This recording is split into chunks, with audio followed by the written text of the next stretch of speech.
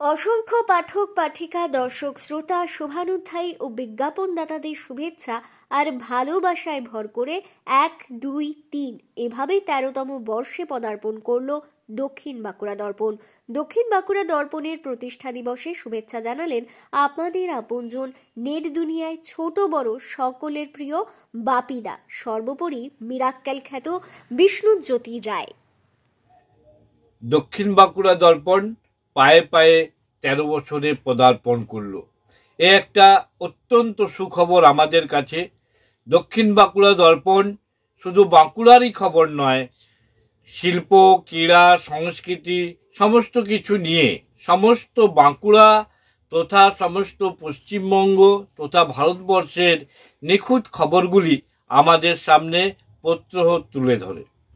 13 বছর ধরে একটি সংবাদ মাধ্যম, যা প্রিন্ট মিডিয়া থেকে শুরু করে এখন প্রিন্ট মিডিয়া, সোশ্যাল মিডিয়ার সমস্ত প্ল্যাটফর্মেই দক্ষিণ বাঁকুড়া দর্পণ উপলব্ধ।